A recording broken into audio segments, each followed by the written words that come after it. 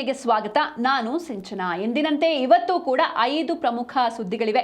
ಒಂದೊಂದಾಗಿ ನಾನು ನಿಮಗೆ ಇನ್ ಡೀಟೇಲ್ ಮಾಹಿತಿಯನ್ನು ನೀಡ್ತಾ ಹೋಗ್ತೇನೆ. ಸೊ ಮೊದಲನೇ ಸುದ್ದಿ ಅಮೆರಿಕ ಅಧ್ಯಕ್ಷ ಡೊನಾಲ್ಡ್ ಟ್ರಂಪ್ ಅವರ ಬಗ್ಗೆ.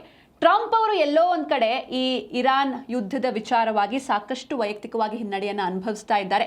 ನಾವು ನೋಡಿದ್ವಿ, ಅಂದ್ರೆ ಯಾವಾಗ ಈ ಯುದ್ಧ ಆರಂಭವಾಯಿತು ಅವರ ಬಾಯಿಂದ ಬಂದಂತಹ ಸ್ಟೇಟ್ಮೆಂಟ್ಸ್ಗಳು, ದಿನಕ್ಕೊಂದು ಸ್ಟೇಟ್ಮೆಂಟ್, ಕ್ಷಣಕ್ಕೊಂದು ಸ್ಟೇಟ್ಮೆಂಟ್, ಇದು ವೈಯಕ್ತಿಕವಾಗಿ ಅವರ ಪಾಪ್ಯುಲಾರಿಟಿಯನ್ನ ಜಾಗತಿಕ ಮಟ್ಟದಲ್ಲಿ ಕಡಿಮೆ ಮಾಡ್ತಾ ಇದೆ. ಜೊತೆಗೆ ಜನರು ಟ್ರಂಪ್ ಅವರ ಮಾತುಗಳ ಮೇಲೆ, ಟ್ರಂಪ್ ಅವರ ಮೇಲೇನೆ ವಿಶ್ವಾಸವನ್ನ ಕಳೆದುಕೊಳ್ತಾ ಇದ್ದಾರೆ. ಇದು ಒಂದ್ ಕಡೆ. ಆದ್ರೆ ಮತ್ತೊಂದ್ ಕಡೆ ತಮ್ಮ ಪಕ್ಷದ ಸೆನೆಟರ್ಸ್ಗಳು ಯಾರಿದ್ದಾರೆ ಅವರೇ ಟ್ರಂಪ್ ಅವರ ವಿರುದ್ಧ ಆಕ್ರೋಶವನ್ನ ಹೊರಹಾಕ್ತಿದ್ದಾರೆ. ಅಂದ್ರೆ ಈ ಯುದ್ಧದ ವಿಚಾರವಾಗಿ ನಮಗೆ ಸಮ್ಮತಿ ಇಲ್ಲ ಅನ್ನೋದಾಗಿ ತಮ್ಮ ಮತವನ್ನ ಚಲಾವಣೆ ಮಾಡಿದ್ದಾರೆ. ಇದು ಅತಿ ದೊಡ್ಡ ಹಿನ್ನಡೆ ಟ್ರಂಪ್ ಅವರಿಗೆ. ಇದೆಲ್ಲ ಒಂದ್ ಕಡೆ ಆದ್ರೆ ಮತ್ತೊಂದು ಗುಡ್ ನ್ಯೂಸ್ ಕೂಡ ಇದೆ. ಅಂದ್ರೆ ಸ್ಟ್ರೇಟ್ ಆಫ್ ಹಾರ್ಮುಸ್ ನಲ್ಲಿ ಹಡಗುಗಳ ಸಂಚಾರ ಮುಕ್ತವಾಗಿದೆ. ಎಲ್ಲಾ ಹಡಗುಗಳು ಕೂಡ ಮುಕ್ತವಾಗಿ ಸೇಫ್ ಆಗಿ ಆ ಹಾರ್ಮುಸ್ ನ ದಾಟಿ ಬರ್ತಾ ಇವೆ. ಸೊ ಇದೆಲ್ಲದರ ಬಗ್ಗೆ ನಾನು ನಿಮ್ಗೆ ಇನ್ ಡೀಟೇಲ್ ಮಾಹಿತಿಯನ್ನ ಕೊಡ್ತಾ ಹೋಗ್ತೀನಿ. ಇದೇ ಜಿ ಕನ್ನಡ ನ್ಯೂಸ್ DNA ನ ಮೊದಲನೇ ಸ್ಟೋರಿ. ಟ್ರಂಪ್ಗೆ ಇಂಟರ್ನ್ಯಾಷನಲ್ ಹಿನ್ನಡೆ.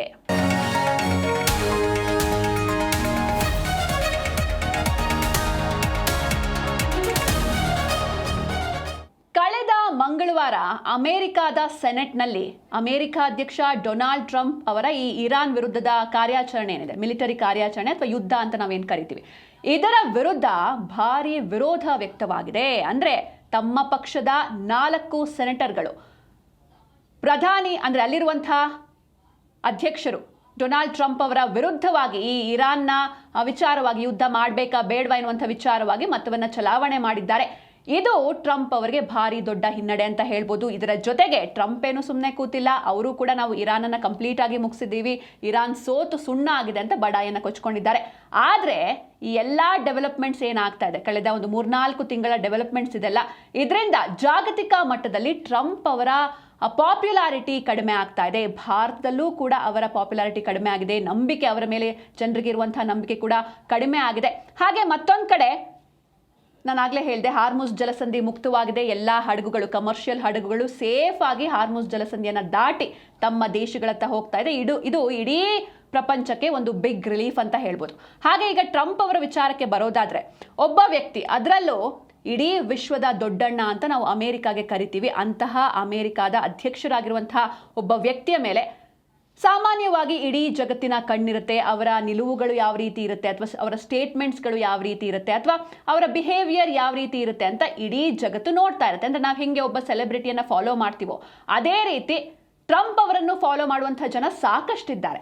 ಆದ್ರೆ ಟ್ರಂಪ್ ಅವರ ಬಾಯಿಂದ ಬರುವಂತಹ ಸ್ಟೇಟ್ಮೆಂಟ್ಸ್ಗಳು ಅಥವಾ ಅವರ ಒಂದಷ್ಟು ನಿರ್ಧಾರಗಳು, ಡಿಸಿಷನ್ಸ್ಗಳು ಈ ಯುದ್ಧದಂತಹ ಸಂದರ್ಭದಲ್ಲಿ ಯಾವಾಗ ಅಮೆರಿಕಾದಲ್ಲೇ ಬೇಡ, ಯುದ್ಧ ಬೇಡ ಅಂತ ತಮ್ಮ ದೇಶದ ಅಮೆರಿಕಾದ ಪ್ರಜೆಗಳೇ ಅವರ ವಿರುದ್ಧ ಹೋದಾಗಲೂ ಕೂಡ ಅದಕ್ಕೆ ಅವರು ಕವಡೆ ಕಾಸಿನ ಕಿಮ್ಮತ್ತನ್ನು ಕೂಡ ನೀಡಲಿಲ್ಲ. ಇದೀಗ ತಮ್ಮ ಪಕ್ಷದ 4 ಏನು ಸದಸ್ಯರಿದ್ದಾರೆ, ಈ ಸೆನೆಟರ್ಸ್ಗಳಿದ್ದಾರೆ, ಅವರು ಕೂಡ ಮತವನ್ನ ಚಲಾವಣೆ ಮಾಡಿದ್ದಾರೆ ಯುದ್ಧ ಬೇಡ ಅಂತ. ಆದ್ರೆ ಇದಕ್ಕೆ ಟ್ರಂಪ್ ಅವರು ಕೊಟ್ಟಂತಹ ರಿಯಾಕ್ಷನ್ ಏನು, ಅದು ಅವರನ್ನ ಸಮಾಧಾನ ಪಡಿಸಲಿಲ್ಲ ಅಥವಾ ಅವ್ರನ್ನ ಕನ್ವಿನ್ಸ್ ಮಾಡಲಿಲ್ಲ. ಬದಲಿಗೆ ಅವ್ರನ್ನ ಲೂಸರ್ಸ್ ಅಂತ ಕರೀತಾರೆ ಟ್ರಂಪ್ ಅವರು. ಈ ರೀತಿ ಬಿಹೇವಿಯರ್ಸ್ ಏನಿದೆ ಇದು ಜಾಗತಿಕ ಮಟ್ಟದಲ್ಲಿ ಸಾಕಷ್ಟು ಚರ್ಚೆಗೂ ಕೂಡ ಕಾರಣವಾಗ್ತಾ ಇದೆ. ಜೊತೆಗೆ ಟ್ರಂಪ್ ಅವರ ಮೇಲಿನ ನಂಬಿಕೆಯನ್ನ ಕಡಿಮೆ ಮಾಡ್ತಾ ಇದೆ. ಹಾಗೆ ಒಂದಷ್ಟು ಅಂಕಿಅಂಶಗಳು ಕೂಡ ಸಿಕ್ಕಿದೆ. ಅಂದ್ರೆ ಯಾವ್ಯಾವ ದೇಶದಲ್ಲಿ ಟ್ರಂಪ್ ಅವರ ಪಾಪ್ಯುಲಾರಿಟಿ ಕಡಿಮೆ ಆಗ್ತಾ ಇದೆ, ಅಥವಾ ಯಾವೆಲ್ಲ ದೇಶಗಳು ಇಲ್ಲ ಟ್ರಂಪ್ ಅವರು ನಂಬಿಕೆಗೆ ಅರ್ಹರಲ್ಲ ಅಂತ ತಮ್ಮ ವೋಟ್ಗಳನ್ನು ಹಾಕಿದ್ದಾರೆ, ಇವೆಲ್ಲವನ್ನೂ ಕೂಡ ನಾನು ನಿಮಗೆ ಇವತ್ತು ತಿಳಿಸ್ತಾ ಹೋಗ್ತೀನಿ. ಜೊತೆಗೆ ಭಾರತದಲ್ಲೂ ಅಮೆರಿಕ ಅಧ್ಯಕ್ಷ ಡೊನಾಲ್ಡ್ ಟ್ರಂಪ್ ಅವರ ಪಾಪ್ಯುಲಾರಿಟಿ ಅಥವಾ ಅವರ ಮೇಲಿದ್ದಂತಹ ನಂಬಿಕೆಗಳು ಕೂಡ ಕಡಿಮೆ ಆಗ್ತಾ ಹೋಗ್ತಾ ಇದೆ. ಮೊದಲನೇದಾಗಿ ಭಾರತದಲ್ಲಿ ಟ್ರಂಪ್ ಆಟಕ್ಕುಂಟು ಲೆಕ್ಕಕ್ಕಿಲ್ಲ. ಯಾಕೆ ಈ ರೀತಿ ಆಯಿತು, ಇದರ ಅಂಕಿ ಅಂಶಗಳನ್ನು ನಾವು ನೋಡ್ತಾ ಹೋಗಬೇಕಾಗತ್ತೆ. ಜಾಗತಿಕವಾಗಿ ವಿಶ್ವಾಸವನ್ನ ಕಳೆದುಕೊಂಡಿದ್ದಾರೆ ಅಮೆರಿಕ ಅಧ್ಯಕ್ಷ ಡೊನಾಲ್ಡ್ ಟ್ರಂಪ್ ತಮ್ಮ ಸ್ಟೇಟ್ಮೆಂಟ್ಸ್ಗಳ ಮೂಲಕ ಅಥವಾ ತಮ್ಮ ಬಿಹೇವಿಯರ್ ಮೂಲಕ. ಇದು ಫ್ಯೂ ಸಂಶೋಧನಾ ಕೇಂದ್ರದ 2026ರ ಸಮೀಕ್ಷೆಯಲ್ಲಿ ಮಾನ ಹರಾಜಾಗಿದೆ, ಟ್ರಂಪ್ ಅವರ ಮಾನ. ಹಾಗೆ ಭಾರತದಲ್ಲಿಯೂ ಕೂಡ ಟ್ರಂಪ್ ಮೇಲಿನ ನಂಬಿಕೆ 39%ಕ್ಕೆ ಇಳಿಕೆಯಾಗಿದೆ. ಜಾಗತಿಕ ವ್ಯವಹಾರಗಳಲ್ಲಿ ಟ್ರಂಪ್ ಅವರ ನಾಯಕತ್ವದ ಮೇಲೆ 23% ಅಷ್ಟೇ ನಂಬಿಕೆ ಇದೆ. ಅಂದ್ರೆ ಇದು ಕಂಪ್ಯಾರಿಟಿವ್ಲಿ, ಇದನ್ನೇ ನಾವು ಲಾಸ್ಟ್ ಇಯರ್ಗೆ ಕಂಪೇರ್ ಮಾಡಿ ನೋಡಿದ್ರೆ ಭಾರತದಲ್ಲಿ ಕಳೆದ ವರ್ಷ ಟ್ರಂಪ್ ಅವರ ಮೇಲೆ 51% ಅಷ್ಟು ವಿಶ್ವಾಸವನ್ನ ಭಾರತೀಯರು ಹೊಂದಿದ್ರಂತೆ. ಆದರೆ ಈ ವರ್ಷ ಎಷ್ಟಾಗಿದೆ, 23% ಅಷ್ಟೇ ವಿಶ್ವಾಸ ಇರೋದು ಟ್ರಂಪ್ ಅವರ ಮೇಲೆ. ಇದು ನಿಜಕ್ಕೂ ಹಿನ್ನಡೆ ಅಂತ ಹೇಳ್ಬೋದು. ಮೇ ಬಿ ಇದಕ್ಕೆ ಮುಖ್ಯವಾದಂತಹ ಕಾರಣ ಅವರು ಈ ಯುದ್ಧದ ವಿಚಾರವಾಗಿ ಒಂದಷ್ಟು ನಿಲುವನ್ನು ತೆಗೆದುಕೊಂಡ್ರು, ಒಂದಷ್ಟು ಸ್ಟೇಟ್ಮೆಂಟ್ಸ್ಗಳನ್ನ ಕೊಟ್ಟರು, ಇದೆಲ್ಲವೂ ಕೂಡ ಆಗಿರುತ್ತೆ. ಹಾಗೆ ಪದೇ ಪದೇ ಟ್ರಂಪ್ ಅವರು ಈ ಯುದ್ಧ ಅಂತಲೇ ತಗೊಂಡ್ರೆ ಅವರಿಂದ ಬಂದಂತಹ ಸ್ಟೇಟ್ಮೆಂಟ್ಸ್ಗಳು ಒಂದ್ಸಲ ನಂಬಿದ್ರು ಜನ ಅಥವಾ 2 ಸಲ ನಂಬಿದ್ರು. ಆದರೆ ಯಾವಾಗ ಜನರಿಗೆ ಆತ ಹೇಳೋ ಹೇಳಿಕೆಗಳು ಸುಳ್ಳು ಅಥವಾ ಅದರಲ್ಲಿ ಹುರುಳಿಲ್ಲ ಅಂತ ಗೊತ್ತಾಯ್ತೋ ಸಹಜವಾಗಿ ಆತನ ಮೇಲೆ ವಿಶ್ವಾಸ ಕಮ್ಮಿ ಆಗ್ತಾ ಹೋಯಿತು. ಹಾಗೆ ಈ ವಿಶ್ವಾಸದ ವಿಚಾರವಾಗಿ ಫ್ಯೂ ಸಂಶೋಧನಾ ಕೇಂದ್ರ 2026ರ ಜಾಗತಿಕ ಸಮೀಕ್ಷೆ ಒಂದು ವರದಿಯನ್ನು ಹೊರಗಡೆ ರಿಲೀಸ್ ಮಾಡಿದೆ. ಭಾರತದಲ್ಲಿಯೂ ಟ್ರಂಪ್ ಮೇಲಿನ ನಂಬಿಕೆ ಕಳೆದ ವರ್ಷದ 51% ಈ ವರ್ಷ 39% ಇಳಿದಿದೆ. ಜಾಗತಿಕ ವ್ಯವಹಾರಗಳಲ್ಲಿ ಟ್ರಂಪ್ ಅವರ ನಾಯಕತ್ವದ ಮೇಲೆ ಕೇವಲ 23% ಜನರು ಮಾತ್ರ ತಮ್ಮ ವಿಶ್ವಾಸವನ್ನ ವ್ಯಕ್ತಪಡಿಸಿದ್ದಾರೆ ಅಂತ ವರದಿಗಳು ತಿಳಿಸ್ತಾ ಇದೆ. ಇನ್ನು ಈ ಸಮೀಕ್ಷೆಯಲ್ಲಿ 36 ದೇಶಗಳು ಭಾಗವಹಿಸಿದ್ವು. ಇದರ ಪೈಕಿ ಸರಾಸರಿ ಕೇವಲ 23% ಜನರು ಮಾತ್ರ ಜಾಗತಿಕ ವಿದ್ಯಮಾನಗಳನ್ನು ನಿಭಾಯಿಸುವಲ್ಲಿ ಟ್ರಂಪ್ ಸರಿಯಾದ ನಿರ್ಧಾರವನ್ನು ತೆಗೆದುಕೊಳ್ತಾರೆ ಎನ್ನುವಂಥ ಒಂದು ಭರವಸೆಯನ್ನು ನೀಡಿದ್ದಾರೆ. ಆದರೆ ಉಳಿದಂತಹ ಶೇಕಡಾವಾರು ಜನರಿಗೆ ಟ್ರಂಪ್ ಅವರ ಮೇಲೆ ಯಾವುದೇ ನಂಬಿಕೆ ಇಲ್ಲ. ನಾನು ಆಗಲೇ ಹೇಳಿದಾಗೆ ಈ ಒಂದು ಸಮೀಕ್ಷೆಯಲ್ಲಿ ಟೋಟಲ್ ಆಗಿ 36 ದೇಶಗಳು ಭಾಗವಹಿಸಿದ್ವು. ಅದರಲ್ಲಿ 23% ಜನರು ಈ ರೀತಿ ಒಂದು ಸ್ಟೇಟ್ಮೆಂಟ್ ಅಂದರೆ ಟ್ರಂಪ್ ಸರಿಯಾದ ನಿರ್ಧಾರವನ್ನು ತಗೊಳ್ತಾರೆ ಎನ್ನುವಂಥ ತಮ್ಮ ಓಟನ್ನು ಹಾಕಿದ್ದಾರೆ. ಹಾಗಾದರೆ ಯಾವುವು ಆ ದೇಶಗಳು ಎಲ್ಲವನ್ನು ಕೂಡ ನೋಡ್ತಾ ಹೋಗೋಣ. 36 ದೇಶಗಳಲ್ಲಿ ಟ್ರಂಪ್ ಅವರ ಜನಪ್ರಿಯತೆ ಏನಿದೆ ಅದು ಕುಸಿತ ಕಂಡಿದೆ. ಇದಕ್ಕೆ ಕಾರಣ ಏನು? 36 ದೇಶಗಳಲ್ಲಿ ಟ್ರಂಪ್ ಬಗ್ಗೆ ಜನರು ವಿಶ್ವಾಸವನ್ನು ವ್ಯಕ್ತಪಡಿಸ್ತಾ ಇಲ್ಲ. ಎಲ್ಲೋ ಒಂದಷ್ಟು ಜನ ಮಾತ್ರ ಈಗಲೂ ಟ್ರಂಪ್ ಅವ್ರನ್ನ ನಂಬ್ತಾ ಇದ್ದಾರೆ. ಕಳೆದ ವರ್ಷದೊಂದಿಗೆ ಹೋಲಿಸಿದ್ರೆ ಈ ವರ್ಷ ಅವರ ಮೇಲೆ ಇರುವಂತಹ ನಂಬಿಕೆ ಇಳಿಕೆಯಾಗಿದೆ. ಯುರೋಪ್, ಕೆನಡಾ, ಏಷ್ಯಾದ ದೇಶಗಳಲ್ಲಿ ಟ್ರಂಪ್ಗೆ ಭಾರಿ ಹಿನ್ನಡೆಯಾಗಿದೆ. ಅದಕ್ಕೆ ಪ್ರಮುಖ ಕಾರಣ ವಿದೇಶಾಂಗ ನೀತಿ ಆಗಿರ್ಬೋದು ಅಥವಾ ಈ ಟ್ಯಾರಿಫ್ ವಿಚಾರ, ಸುಂಕದ ವಿಚಾರ, ಹಾಗೆ ಮೈತ್ರಿ ರಾಷ್ಟ್ರಗಳ ಸಂಬಂಧದ ಬಗ್ಗೆ ಬೇಸರ, ಈ ಎಲ್ಲವೂ ಕೂಡ ಇದರಲ್ಲಿ ಕ್ಯಾಲ್ಕುಲೇಟ್ ಆಗಿದೆ. ಹಾಗೆ ಟ್ರಂಪ್ ಅಧಿಕಾರಕ್ಕೆ ಬಂದ ನಂತರ ಅಮೆರಿಕವನ್ನು ಒಂದು ವಿಶ್ವಾಸಾರ್ಹ ಅಂತಾರಾಷ್ಟ್ರೀಯ ಪಾಲುದಾರ ಅಂತ ನೋಡುವವರ ಸಂಖ್ಯೆ ಜಾಗತಿಕವಾಗಿ ಕಡಿಮೆ ಆಗಿದೆ. ಫಾರ್ ಎಕ್ಸಾಂಪಲ್, ಇವಾಗ ಕೆನಡಾ ಅಂತ ತಗೊಂಡ್ರೆ ಕೆನಡಾ ರೇಟಿಂಗ್ ಮುಂಚೆ 83% ಇತ್ತು, ಆದರೆ ಈಗ 35%ಗೆ ಇಳಿಕೆ ಆಗಿದೆ. ಅಂದರೆ ಟ್ರಸ್ಟೇಬಲ್ ಪಾರ್ಟ್ನರ್ ಅಂತ ಅವ್ರು ಕರೀತಾ ಇಲ್ಲ. ಹಾಗೆ ಫ್ರಾನ್ಸ್ನಲ್ಲಿ 62% ಇತ್ತು, 62% ಇತ್ತು, ಅದು ಈಗ 27%ಗೆ ಇಳಿಕೆ ಆಗಿದೆ. ಅಂದರೆ ವಿಶ್ವಾಸಾರ್ಹ ಅಂತಾರಾಷ್ಟ್ರೀಯ ಪಾಲುದಾರ ಅಂತ ಅಮೆರಿಕವನ್ನು ಕನ್ಸಿಡರ್ ಮಾಡ್ತಾ ಇಲ್ಲ ಈ ದೇಶಗಳು, ಅದು ಟ್ರಂಪ್ ಅಧಿಕಾರಕ್ಕೆ ಬಂದ ಮೇಲೆ. ಜಾಗತಿಕ ನಾಯಕರ ನಂಬಿಕೆಯ ರೇಟಿಂಗ್ನಲ್ಲಿ ಟ್ರಂಪ್ ಅವರು ಫ್ರಾನ್ಸ್ನ ಇಮ್ಯಾನ್ಯುಯಲ್ ಮ್ಯಾಕ್ರನ್, ಉಕ್ರೇನ್ನ ವ್ಲಾಡಿಮಿರ್ ಜೆಲೆನ್ಸ್ಕಿ, ಚೀನಾದ ಜಿನ್ಪಿಂಗ್ ಹಾಗೆ ರಷ್ಯಾದ ವ್ಲಾಡಿಮಿರ್ ಪುಟಿನ್ ಅವರಿಗಿಂತಲೂ ಕೂಡ ಕಡಿಮೆ ಅಂಕಗಳನ್ನು ಪಡೆದಿದ್ದಾರೆ. ಇವರೆಲ್ಲರೂ ಕೂಡ ಮುಂಚೂಣಿಯಲ್ಲಿದ್ದಾರೆ, ಆದರೆ ಇವರೆಲ್ಲರಿಗಿಂತಲೂ ಕೂಡ ಟ್ರಂಪ್ ಹಿಂದುಳಿದಿದ್ದಾರೆ. ಇನ್ನು ಭಾರತದಲ್ಲೂ ಕೂಡ ಟ್ರಂಪ್ ಮೇಲಿನ ನಂಬಿಕೆ ಕಂಪೇರ್ ಟು ಲಾಸ್ಟ್ ಇಯರ್ ಕಡಿಮೆ ಆಗ್ತಾ ಇದೆ. ನಾನು ಆಗಲೇ ಹೇಳಿದಾಗೆ ಅವರ ಒಂದಿಷ್ಟು ವಿದೇಶಾಂಗ ನೀತಿ ಆಗಿರ್ಬೋದು ಅಥವಾ ಈ ಸುಂಕ ಹಾಗೆ ಮೈತ್ರಿ ರಾಷ್ಟ್ರಗಳೊಂದಿಗಿನ ಸಂಬಂಧಗಳ ಬಗ್ಗೆ ಒಂದಷ್ಟು ಅಸಮಾಧಾನ ಕೂಡ ವ್ಯಕ್ತವಾಗಿದೆ.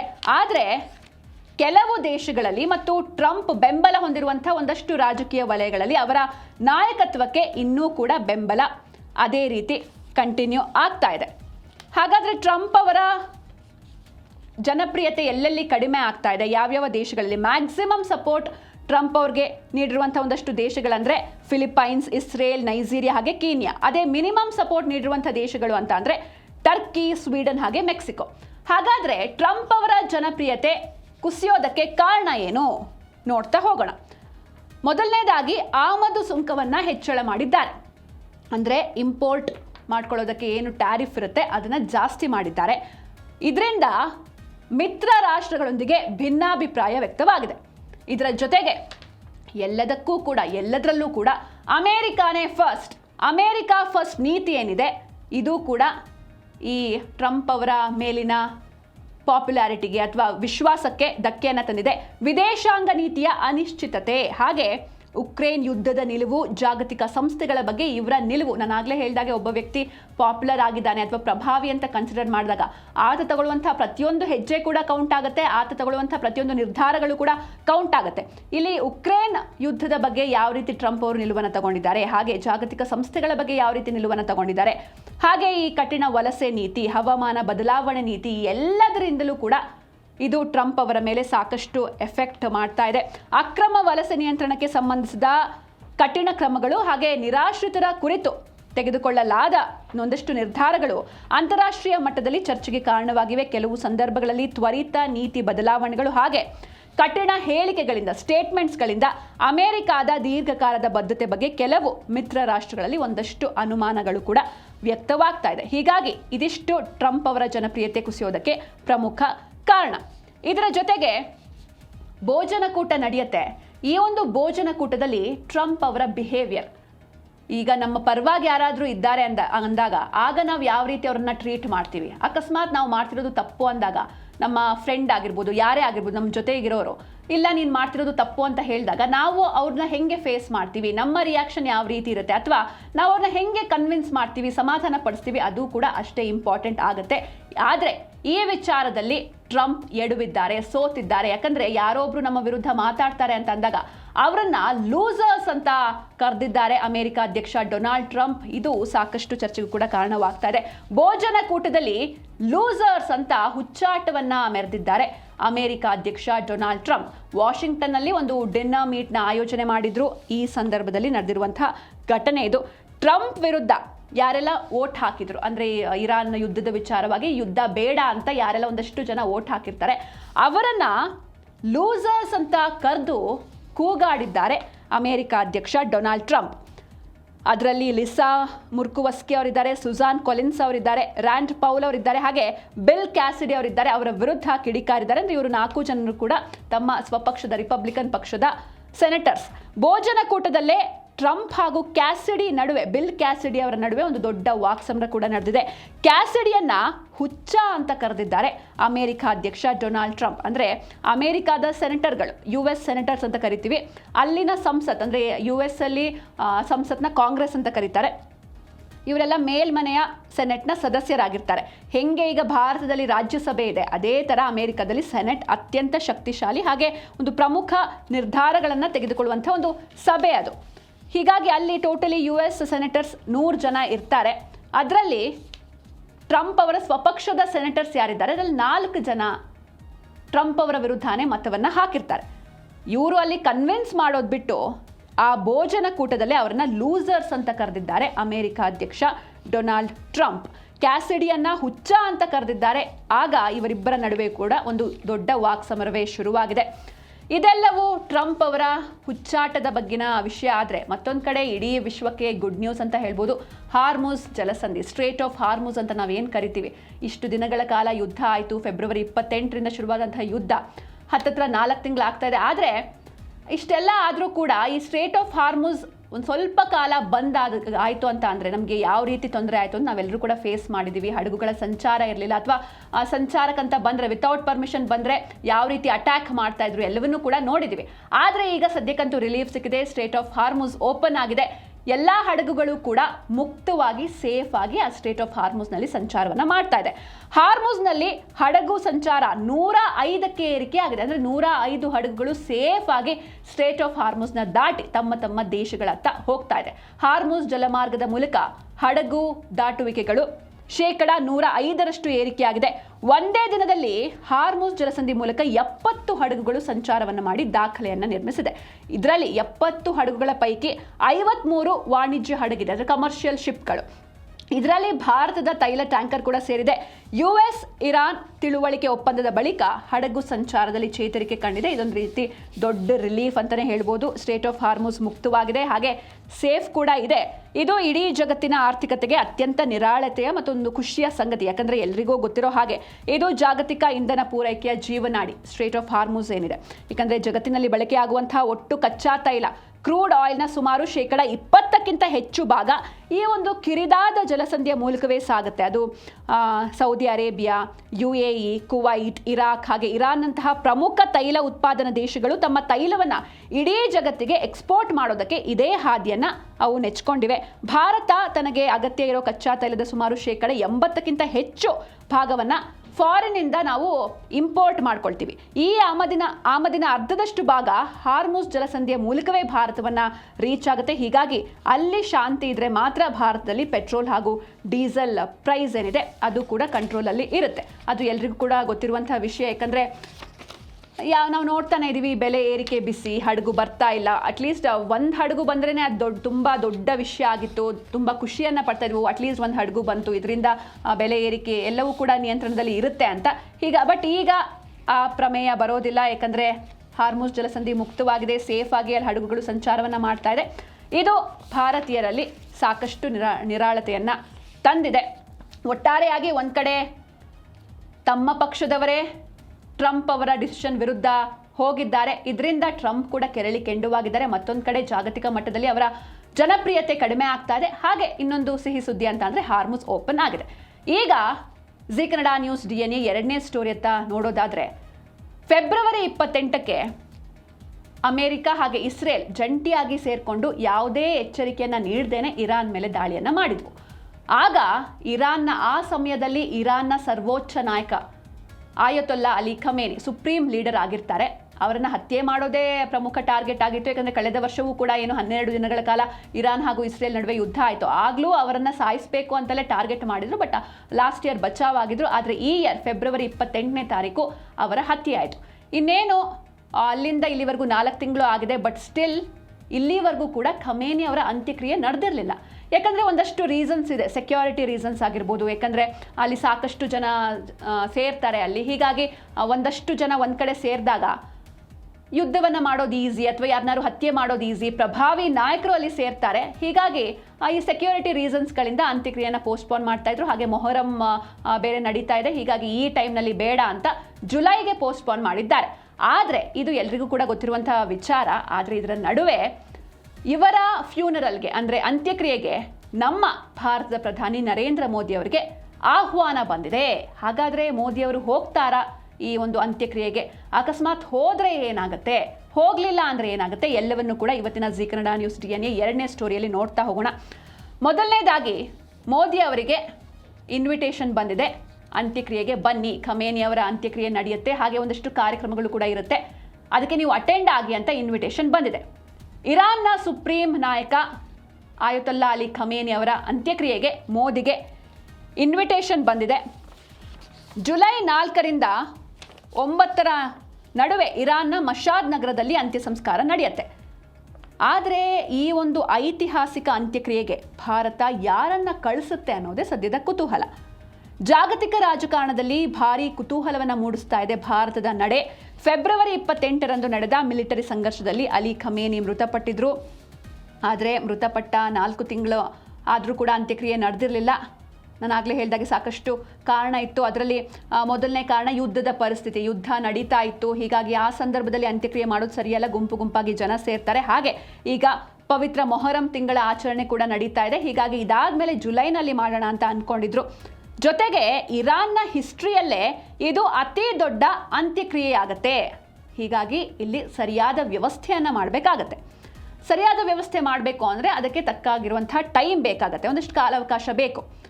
ಈ ಒಂದು ಅಂತ್ಯಕ್ರಿಯೆಯಲ್ಲಿ 2 ಕೋಟಿ ಜನರು ಅಂದರೆ 20 ಮಿಲಿಯನ್ ಜನರು ಭಾಗವಹಿಸುವಂತಹ ನಿರೀಕ್ಷೆ ಇದೆ. ಹಾಗೆ ಬಹು ನಗರಗಳಲ್ಲಿ ಮೆರವಣಿಗೆಯನ್ನು ಥಿಂಕ್ ಮಾಡ್ತಾ ಇದ್ದಾರೆ. ಅಂದರೆ ಮಲ್ಟಿ ಸಿಟಿ ಪ್ರೊಸೆಷನ್ ಅಂತ ಏನು ಕರಿತೀವಿ, ಅದನ್ನು ಕೂಡ ಥಿಂಕ್ ಮಾಡ್ತಾ ಇದ್ದಾರೆ. ಹೀಗಾಗಿ ಇದೆಲ್ಲ ಮಾಡಬೇಕು ಅಂದರೆ ಒಂದಷ್ಟು ಟೈಮ್ ಬೇಕಾಗುತ್ತೆ. ಹೀಗಾಗಿ ಟೈಮ್ ತಗೊಂಡು ಅಂತ್ಯಕ್ರಿಯೆ ಮಾಡೋದಕ್ಕೆ ನಿರ್ಧಾರವನ್ನು ಮಾಡಲಾಗಿದೆ. ಇದರ ಜೊತೆಗೆ ಈಗ ನಾನು ಆಗಲೇ ಹೇಳಿದೆ, ಮೋದಿ ಅವರಿಗೆ ಇನ್ವಿಟೇಷನ್ ಬಂದಿದೆ, ಆಹ್ವಾನ ಬಂದಿದೆ ಅಂತ. ಆದರೆ ಮೋದಿಯವರು ಹೋದರೆ ಏನಾಗುತ್ತೆ, ಹೋಗಲಿಲ್ಲ ಅಂದರೆ ಏನಾಗುತ್ತೆ? ಒಂದು ಕಡೆ ಅಮೇರಿಕ ಇದೆ, ಇಸ್ರೇಲ್ ಇದೆ, ಹಾಗೆ ಇರಾನ್ ಇದೆ. 3 ರಾಷ್ಟ್ರಗಳಿದೆ. ಈ 3 ರಾಷ್ಟ್ರಗಳ ಮಧ್ಯೆ ಮೋದಿ ಅವ್ರಿಗೆ ಯಾವುದನ್ನು ಚೂಸ್ ಮಾಡಬೇಕು, ಹೋಗಬೇಕಾ ಬೇಡವಾ, ಹೋದರೆ ಏನಾಗುತ್ತೆ, ಹೋಗಲಿಲ್ಲ ಅಂದರೆ ಏನಾಗುತ್ತೆ? ಈ ರೀತಿ ಧರ್ಮ ಸಂಕಟ ಎದುರಾಗಿದೆ. ಯಾವ ರೀತಿ ನಮ್ಮ ಡಿಪೆಂಡೆನ್ಸಿ ಇದೆ. ಈಗ ಅಮೇರಿಕ ಮೇಲೆ ನಮ್ಮ ಡಿಪೆಂಡೆನ್ಸಿ ಎಷ್ಟಿದೆ, ಹೋದರೆ ಏನಾಗುತ್ತೆ, ಇರಾನ್ಗೆ ಹೋದರೆ ಅಮೇರಿಕ ಯಾವ ರೀತಿ ಮುನಿಸ್ಕೊಳ್ಬಹುದು, ಇದೆಲ್ಲವನ್ನು ಕೂಡ ನಾವು ನೋಡ್ತಾ ಹೋಗಬೇಕಾಗುತ್ತೆ. ಇರಾನ್ನೊಂದಿಗೆ ಭಾರತಕ್ಕೆ ಮುಖ್ಯವಾಗಿ ಇಂಧನದ ವಹಿವಾಟಿದೆ, ಹಾಗೆ ವಾಣಿಜ್ಯ ವಹಿವಾಟಿದೆ. ಅದರ ಜೊತೆಗೆ ಈ ಚಬಹಾರ್ ಬಂದರು ಏನಿದೆ, ಇದ್ರ ಬಗ್ಗೆ ನಾನು ನಿಮಗೆ ಇನ್ ಡೀಟೇಲ್ ನಿಮಗೆ ಮಾಹಿತಿಯನ್ನು ಕೊಡ್ತಾ ಹೋಗ್ತೀನಿ. ಚಬಹಾರ್ ಬಂದರಿನಂತಹ ಆಯಕಟ್ಟಿನ ಕಾರ್ಯತಂತ್ರದ ಸಂಬಂಧಗಳು ಕೂಡ ಇದೆ. ಆದರೆ ಇರಾನ್ಗಿಂತಲೂ ಜಾಸ್ತಿ ಅಮೆರಿಕ ಹಾಗೂ ಇಸ್ರೇಲ್ನೊಂದಿಗೂ ಭಾರತ ಹೆಚ್ಚು ವ್ಯವಹಾರವನ್ನು ಹೊಂದಿದೆ. ಎರಡು ದೇಶಗಳ ನಡುವೆ ರಕ್ಷಣಾ ಹಾಗೂ ರಾಜತಾಂತ್ರಿಕ ಒಡನಾಟ ಕೂಡ ಇದೆ. ಅಮೆರಿಕ, ಇಸ್ರೇಲ್, ಇರಾನ್ ಮೂರೂ ದೇಶಗಳನ್ನು ವಿಶ್ವಾಸವನ್ನು ಗಳಿಸಬೇಕಾಗತ್ತೆ. ಹೀಗಾಗಿ ನೆಕ್ಸ್ಟು ಭಾರತ ಯಾವ ಸ್ಟೆಪ್ ಇಡುತ್ತೆ ಅದು ತುಂಬಾ ಇಂಪಾರ್ಟೆಂಟ್ ಆಗಿರುತ್ತೆ. ನಾನು ಆಗಲೇ ಹೇಳಿದಾಗೆ ಇರಾನ್ ಕಡೆಯಿಂದ ಇಂಧನ ವಾಣಿಜ್ಯ ಬಂದರೆ ಅಮೇರಿಕಾ ಕಡೆಯಿಂದ ಶಸ್ತ್ರಾಸ್ತ್ರಗಳಾಗಿರ್ಬೋದು, ಅದು ನಾನು ಹೇಳ್ತಾ ಹೋಗ್ತೀನಿ. ಈಗ ಇರಾನ್ಗಿಂತಲೂ ದೊಡ್ಡ ಮಟ್ಟದ ವಾಣಿಜ್ಯ ವ್ಯವಹಾರಗಳನ್ನು ಭಾರತ ಅಮೇರಿಕ ಮತ್ತು ಇಸ್ರೇಲ್ ಜೊತೆ ಹೊಂದಿದೆ. ಅಮೇರಿಕ ಭಾರತದ ಅತ್ಯಂತ ದೊಡ್ಡ ಜಾಗತಿಕ ವ್ಯಾಪಾರ ಪಾಲುದಾರ ದೇಶ, ಅಂದರೆ ಲಾರ್ಜೆಸ್ಟ್ ಟ್ರೇಡಿಂಗ್ ಪಾರ್ಟ್ನರ್. ಬೇರೆ ಕಂಟ್ರೀಸ್ಗೆ ಕಂಪೇರ್ ಮಾಡಿದರೆ ಭಾರತ ಅಮೇರಿಕಾಗೆ ಮಾಡುವಂತಹ ರಫ್ತು ಏನಿದೆ ಅದು ಹೆಚ್ಚು, ಅಂದರೆ ಟ್ರೇಡ್ ಸರ್ಪ್ಲಸ್ ಅಂತ ಕರಿತೀವಿ. ಅಂದರೆ ಭಾರತಕ್ಕೆ ಇದರಿಂದ ಅತಿ ಹೆಚ್ಚು ವಿದೇಶಿ ಹಣ ಗಳಿಕೆ ಆಗುತ್ತೆ. ಭಾರತ ಅಮೇರಿಕಾಗೆ IT ಸರ್ವಿಸಸ್ ಕೊಡುತ್ತೆ, ರೆಡಿಮೇಡ್ ಉಡುಪುಗಳನ್ನು ಎಕ್ಸ್ಪೋರ್ಟ್ ಮಾಡುತ್ತೆ, ಔಷಧಗಳು ಹಾಗೆ ವಜ್ರದ ಆಭರಣಗಳನ್ನು ಎಕ್ಸ್ಪೋರ್ಟ್ ಮಾಡುತ್ತೆ. ಹಾಗೆ ಅಮೇರಿಕಾದಿಂದ ರಿಟರ್ನ್ ಭಾರತಕ್ಕೆ ಏನು ಬರುತ್ತೆ, ವೆರಿ ಇಂಪಾರ್ಟೆಂಟ್, ಈ ರಕ್ಷಣಾ ಶಸ್ತ್ರಾಸ್ತ್ರಗಳು. ಯುದ್ಧ ಅಂತ ಬಂದಾಗ ನಮಗೆ ವೆಪನ್ಸ್ ಬೇಕಾಗುತ್ತೆ, ಈ ರಕ್ಷಣಾ ಶಸ್ತ್ರಾಸ್ತ್ರಗಳು ನಮಗೆ ಅಮೇರಿಕಾದಿಂದ ಬರುತ್ತೆ, ವಿಮಾನದ ಬಿಡಿ ಭಾಗಗಳು ಬರುತ್ತೆ, ಹಾಗೆ ಕಚ್ಚಾ ತೈಲವನ್ನು ಇಂಪೋರ್ಟ್ ಮಾಡುತ್ತೆ ಭಾರತ ಅಮೇರಿಕಾದಿಂದ. ಹಾಗೆ ಇಸ್ರೇಲ್ ಅಂತ ಹೋದರೆ ಇಸ್ರೇಲ್ ಭಾರತದ ಅತ್ಯಂತ ನಂಬಿಕಸ್ಥ ಮಿಲಿಟರಿ ಮತ್ತು ತಂತ್ರಜ್ಞಾನ ಪಾಲುದಾರ ದೇಶವಾಗಿದೆ. ರಕ್ಷಣಾ ಸಾಮಗ್ರಿಗಳನ್ನು ಆಮದು ಮಾಡಿಕೊಳ್ತೇವೆ. ಭಾರತಕ್ಕೆ ಶಸ್ತ್ರಾಸ್ತ್ರಗಳನ್ನು ಪೂರೈಸುವಂತಹ ಟಾಪ್ 3 ದೇಶಗಳಲ್ಲಿ ಇಸ್ರೇಲ್ ಕೂಡ ಒಂದು. ಹಾಗಾದರೆ ನೀವು ತಿಳ್ಕೊಬೋದು ಎಷ್ಟು ಇಂಪಾರ್ಟೆಂಟ್ ಇದೆ ಇಸ್ರೇಲ್ ಹಾಗೆ ಅಮೇರಿಕಾ ನಮಗೆ ಅಂತ.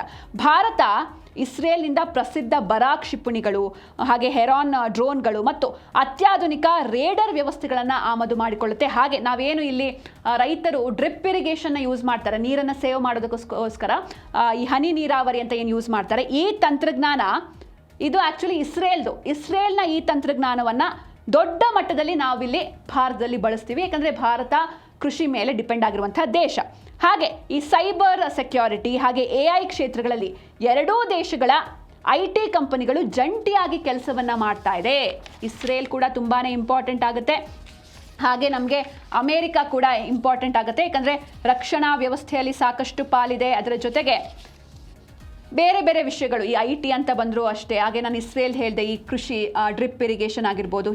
ಹಾಗೆ ಭಾರತ ಅಮೇರಿಕಾ ಜೊತೆಗೆ ಕ್ವಾಡ್ ಅನ್ನುವಂಥ ಒಂದು ಕೂಟದಲ್ಲಿ ಆಕ್ಟಿವ್ ಆಗಿದೆ. ಹಾಗೆ ಇರಾನ್ ಜೊತೆಗೆ ಇರಾನ್ ಕೂಡ ಬ್ರಿಕ್ಸಲ್ಲಿದೆ, ಭಾರತ ಕೂಡ ಬ್ರಿಕ್ಸಲ್ಲಿದೆ. ಹಾಗೆ ಇಸ್ರೇಲ್ ಅಮೇರಿಕಾ ಜೊತೆಗಿನ I2U2 ಕೂಟದಲ್ಲೂ ಕೂಡ ಭಾಗಿಯಾಗಿದೆ. ಅಂದರೆ 3 ದೇಶಗಳ ಜೊತೆಗೂ ಕೂಡ ನಮ್ಮ ಭಾರತದ ಸಂಬಂಧ ಚೆನ್ನಾಗಿದೆ. ಹೀಗಾಗಿ ಏನು ಮಾಡುತ್ತೆ ಭಾರತ ಮುಂದೆ ಕಾದು ನೋಡಬೇಕು. ಇದರ ಜೊತೆಗೆ ನಾನು ಆಗಲೇ ಹೇಳಿದೆ ಅಮೇರಿಕಾ ಹಾಗೆ ಇಸ್ರೇಲ್ ಯಾಕೆ ಇಂಪಾರ್ಟೆಂಟ್ ಅಂತ ನೋಡಿದ್ವಿ. ಈಗ ಇರಾನ್ ಯಾಕೆ ಮುಖ್ಯ ಭಾರತಕ್ಕೆ?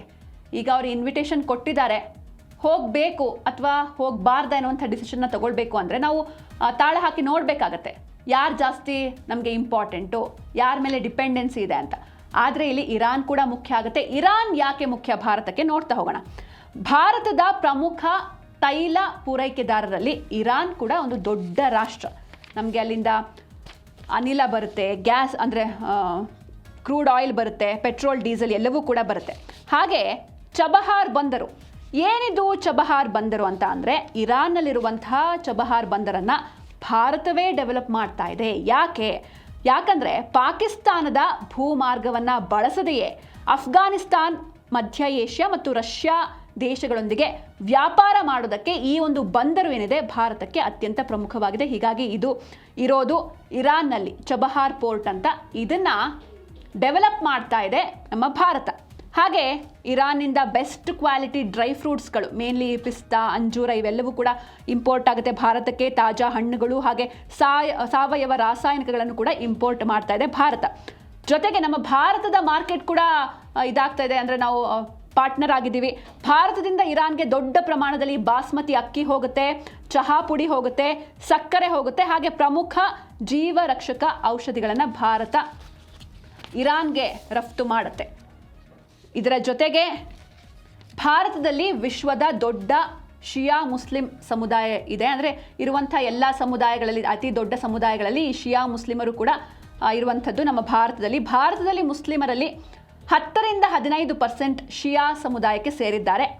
ಹಾಗೆ ಇರಾನ್ ಶಿಯಾ ಇಸ್ಲಾಂನ ಪ್ರಮುಖ ಧಾರ್ಮಿಕ ಕೇಂದ್ರವಾಗಿರೋದ್ರಿಂದ ಭಾರತದ ಅನೇಕ ಶಿಯಾ ಭಕ್ತರು, ಕ್ಯೋಮ್ ಅಥವಾ ಮಷದ್ ಅಂತ ಕರಿತೀವಿ, ಸೇರಿದಂತೆ ಇರಾನ್ನ ಧಾರ್ಮಿಕ ಕ್ಷೇತ್ರಗಳೊಂದಿಗೆ ಆಧ್ಯಾತ್ಮಿಕ ನಂಟು ಹೊಂದಿದ್ದಾರೆ.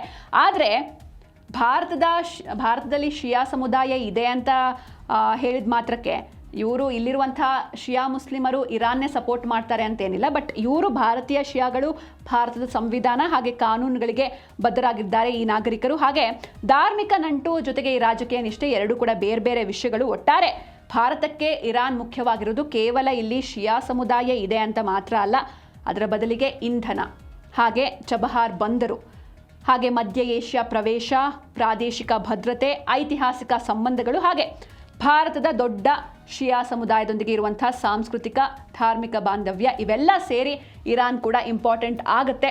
ಹಾಗೆ ಪಾಕಿಸ್ತಾನ ಮೇಲೆ ಡಿಪೆಂಡೆನ್ಸಿ ಇಲ್ಲದೇನೆ, ಆ ಪಾಕಿಸ್ತಾನದ ಭೂಮಾರ್ಗವನ್ನು ಬಳಸ್ತೇನೆ ನಾವು ಬೇರೆ ದೇಶಗಳೊಂದಿಗೆ ವ್ಯಾಪಾರವನ್ನು ಮಾಡ್ಬೋದು, ಅಫ್ಘಾನಿಸ್ತಾನದೊಂದಿಗೆ ಅಥವಾ ಮಧ್ಯ ಏಷ್ಯಾ ರಾಷ್ಟ್ರಗಳೊಂದಿಗೆ ವ್ಯಾಪಾರವನ್ನು ನಡೆಸ್ಬೋದು. ಹೀಗಾಗಿ ಚಬಹಾರ್ ಬಂದರನ್ನು ಭಾರತವೇ ಸ್ವತಃ ಡೆವಲಪ್ ಮಾಡ್ತಾ ಇದೆ. ಹೀಗಾಗಿ ಭಾರತಕ್ಕೆ ಇರಾನ್ ಕೂಡ ತುಂಬಾ ಮುಖ್ಯ ಆಗುತ್ತೆ. ಆದರೆ ಅಂತ್ಯಕ್ರಿಯೆಗೆ ಆಹ್ವಾನ ಬಂದಿದೆ, ಆದರೆ ಮೋದಿ ಹೋಗೋದು ಡೌಟ್ ಅಂತ ಹೇಳಲಾಗ್ತಾ ಇದೆ. ಯಾಕೆ ಮೋದಿ ಹೋಗೋದು ಡೌಟು? ಇದಕ್ಕೆ ಕಾರಣ ಏನು? ಎಲ್ಲವನ್ನು ಕೂಡ ನೋಡ್ತಾ ಹೋಗೋಣ. ಖಮೇನಿ ಅಂತ್ಯಕ್ರಿಯೆಯಲ್ಲಿ ಭಾರತದಿಂದ ನಮ್ಮ ಭಾರತದ ಪ್ರಧಾನಿ ನರೇಂದ್ರ ಮೋದಿಯವರು ಹೋಗೋದು ಬಹುತೇಕ ಡೌಟ್ ಅಂತ ಹೇಳಲಾಗ್ತಾ ಇದೆ. ಅಂದರೆ ಇನ್ವಿಟೇಷನ್ ಬಂದಿರೋದು ಹೌದು, ಬಟ್ ಇದ್ರ ಬಗ್ಗೆ ಯಾವುದೇ ರೀತಿ ರಿಯಾಕ್ಷನ್ ಬಂದಿಲ್ಲ, ಹೋಗ್ತಾರೋ ಬಿಡ್ತಾರೋ ಅನ್ನುವಂಥ ಕನ್ಫರ್ಮೇಷನ್ ಇಲ್ಲ. ಬಟ್ ಬಹುತೇಕ ಡೌಟು ಅಂತ ಹೇಳಲಾಗ್ತಾ ಇದೆ. ಅದೇ ಸಮಯದಲ್ಲಿ ಪ್ರಧಾನಿಯವರಿಗೆ ಒಂದು 2-3 ದೇಶಗಳ ವಿದೇಶಿ ಪ್ರವಾಸ ಕೂಡ ನಿಗದಿಯಾಗಿದೆಯಂತೆ. ಹೀಗಾಗಿ ಅವರ ಬದಲಿಗೆ ಅಂತ್ಯ ಸಂಸ್ಕಾರಕ್ಕೆ ಭಾರತದ ಯಾರಾದರೂ ಒಬ್ಬರು ಹಿರಿಯ ಸಚಿವರನ್ನು ಕಳಿಸುವಂತಹ ಸಾಧ್ಯತೆ ಕೂಡ ಹೆಚ್ಚಾಗಿದೆ. ಈ ರೀತಿ ಮಾಡಿದರೆ ಅಮೇರಿಕ ಮತ್ತು ಇಸ್ರೇಲ್ ದೇಶಗಳು ಅಸಮಾಧಾನಗೊಳ್ಳುವಂತಹ ಸಾಧ್ಯತೆ ಕೂಡ ಇದೆ.